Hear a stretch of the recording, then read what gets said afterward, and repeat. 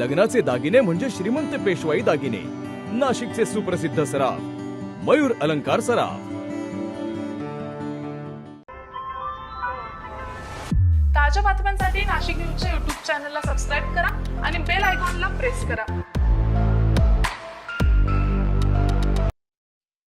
नाशिकमध्ये ॲग्रोकेअर कृषी मंचच्या वतीने स्वर्गीय वसंतराव नाईक कृषी प्रेरणा पुरस्कार आणि महाराष्ट्र इन्स्पायर अवॉर्ड 2026 हा भव्य पुरस्कार सोहळा उत्साहात संपन्न झालाय. कृषी, सामाजिक उद्योजकता आणि विविध क्षेत्रात उल्लेखनीय काम करणाऱ्या महाराष्ट्रातील गुणवंतांचा यावेळी गौरव करण्यात आलाय.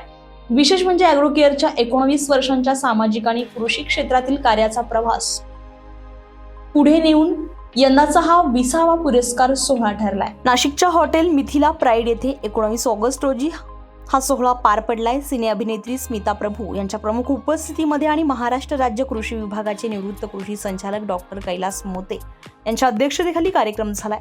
यावेळी उपजिल्हाधिकारी महसूल ठाणे रुपाली भालके, जिल्हा अधीक्षक कृषी अधिकारी नाशिक रवींद्र माने, प्रकल्प संचालक आत्मा कृषी विभाग अभिमन्यू काशीत, आयोजिका आणि संचालिका रोहिणी पाटील आणि ॲग्रोकेअरचे अध्यक्ष भूषण निकम यांच्यासह विविध क्षेत्रातील मान्यवर उपस्थित होते.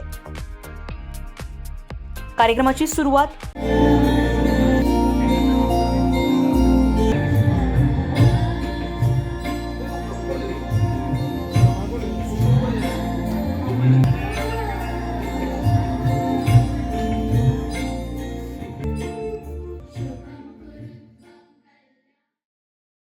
जगातील सर्वात लहान लेखिका म्हणून गौरवण्यात आलेल्या आराध्या निकम हिने उपस्थित मान्यवरांचे स्वागत केले.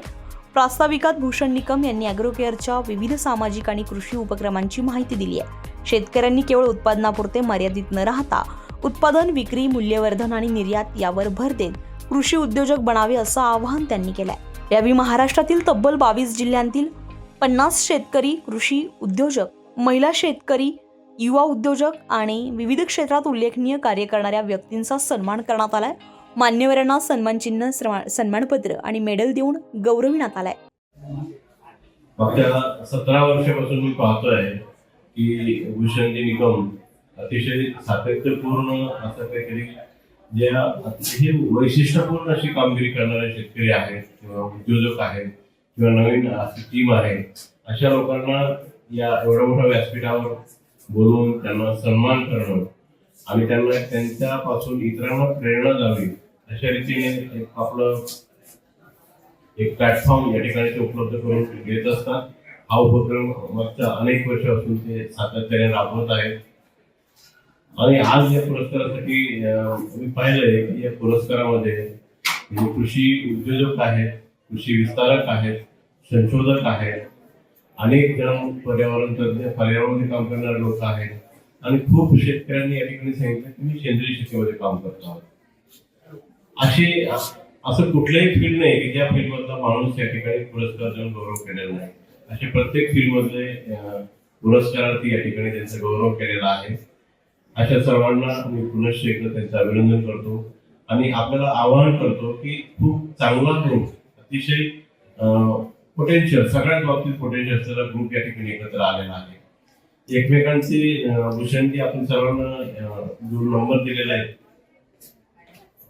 जे आपण यादी दिलेली आहे, यादीमध्ये जर आपण मोबाईल नंबर जर टाकून दिला तर एकमेकांना त्या शेअर करता येते. प्रत्येकाची जी काही स्ट्रेंथ आहे ती इतरांपर्यंत जाईल आणि खरा हा महाराष्ट्रासाठी प्रेरणादायी उपक्रम आहे.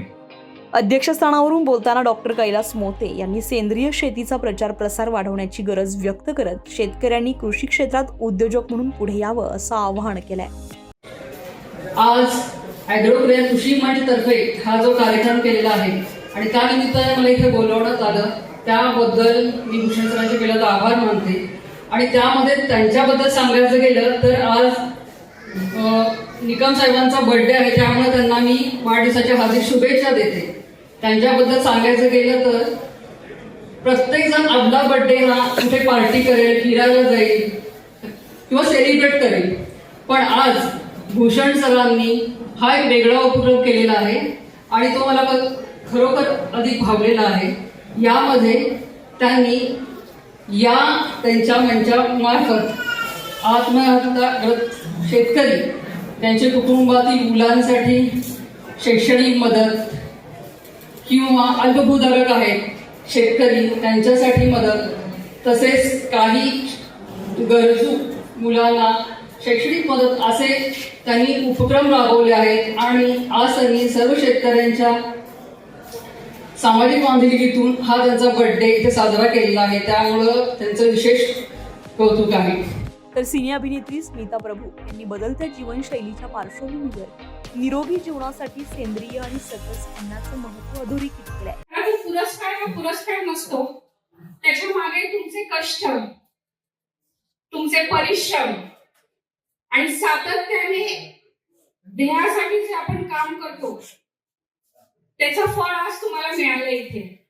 आणि मी ऐकले की महाराष्ट्रातून आपल्या 22 जिल्ह्यांमधून हा 50 पुरस्कार तुम्हाला मिळाले. म्हणजे एवढ्या लोकांमध्ये 50 तुम्ही फर्स्ट क्रमांकाचे पुरस्कार्थी आहात. तर तुमच्या सगळ्यांसाठी एक जोरदार टाळ्या व्हायला पाहिजे, जोरदार टाळ्या. मनपूर्वक अभिनंदन. आणि हा उपक्रम आज माननीय श्री भूषणजी निकम यांचा वाढदिवस आहे. मी भूषणजी निकम यांना गेले 10 वर्षापासून ओळखतेय. आज त्यांचं जे कार्य बघतेय मी, साधारण 19 वर्षापासून त्यांनी ॲग्रोकेअर संस्था चालू केली. संस्था चालू करणं ही खूप कॉमन गोष्ट आहे, पण सातत्याने एका ध्येयासाठी त्याचा पाठपुरावा करून काम करणं ही खरोखर खूप मोठी गोष्ट आहे. भूषण निकम यांच्या वाढदिवसानिमित्त आयोजित या सोहळ्याला सामाजिक बांधिलकीची जोड देण्यात आली आहे. आत्महत्याग्रस्त शेतकरी कुटुंबातील मुलांच्या शिक्षण आणि संगोपनासाठी श्री फाउंडेशनला 2,25,000 रुपयांचा धनादेश मान्यवरांच्या हस्ते प्रदान करण्यात आला. तसेच ॲग्रोकेअर कृषी मंच आणि ध्रुव ॲग्रो इंडस्ट्रीज यांच्या संयुक्त विद्यमानं 100 शेतकऱ्यांना कृषी निविष्ठांचे मोफत वाटप करण्यात आहे. आदिवासी, गरीब आणि गरजू विद्यार्थ्यांना शालेय साहित्याचेही वाटप करण्यात आहे. याशिवाय सामाजिक बांधिलकीचा आणखी एक उपक्रम म्हणून Lions Club of Nashik Diamond यांच्या वतीनं समर्थ सावली बालसंगोपन केंद्राच्या वसतिगृह बांधकामासाठी 200 सिमेंटच्या गोण्यांची मदत करण्यात आली आहे. शिक्षण, शेती आणि सामाजिक सेवा या तिन्ही क्षेत्रांना जोडणाऱ्या या उपक्रमामुळे पुरस्कार सोहळ्याला अधिक बांधिलकीचं वेगळं स्वरूप प्राप्त झालंय. कार्यक्रमाच्या उत्तरार्धात ॲग्रोकेअरचे अध्यक्ष भूषण निकम यांचा अभिष्टचिंतन सोहळाही उत्साहात पार पडलाय. गेल्या 19 वर्षांपासून ॲग्रोकेअर कृषी मंचच्या माध्यमातून कृषी आणि सामाजिक क्षेत्रात विविध उपक्रम राबवले जात आहेत. महाराष्ट्रातील गुणवंत आणि कीर्तिवंत व्यक्तिमत्वांचा सन्मान करणे, त्यांच्या कार्याला प्रोत्साहन देणे आणि समाजामध्ये सकारात्मक कार्याची प्रेरणा निर्माण करणे हा या पुरस्कार सोहळ्यामागील प्रमुख उद्देश असल्याचं यावेळी सांगण्यात. ज्यांना महाराष्ट्र इन्स्पायर अवॉर्ड्स अँड कृषी प्रेरणा पुरस्कार मिळणार आहे त्या सर्व पुरस्कार्थी आणि त्यांच्या सोबत आलेले सर्व आप्तवर्गीय आपले सर्वांचे ॲग्रोकेअर कृषी मंचतर्फे मी स्वागत करतो. खरं तर हा कार्यक्रम 1 जुलैला कृषी दिनानिमित्त असतो. दरवर्षी मागच्या 19 वर्षापासून हे काम चालू आहे, परंतु या वर्षी काही कारणास्तव आपल्याला 1 जुलैला हा कार्यक्रम करता नाही आला. त्यामुळे 1 जुलैचा कार्यक्रम आणि त्याचबरोबर आमच्या टीमने ठरवलं की आज हा कार्यक्रम करता येईल का. मग त्यामध्ये महाराष्ट्र इन्स्पायर अवॉर्डची पण काही सन्मानार्थी जी कृषीच्या व्यतिरिक्त काम करतायत त्या एकत्रित सन्मान सोहळा या ठिकाणी आयोजित केलेला आहे. या सर्व पुरस्कार मान्यवरांचं मी स्वागत करतो. खरं तर कृषी प्रेरणा पुरस्कार का द्यायचा हा एक खूप महत्वाचा विषय. त्याला स्वर्गीय वसंतराव नाईक का द्यायचं.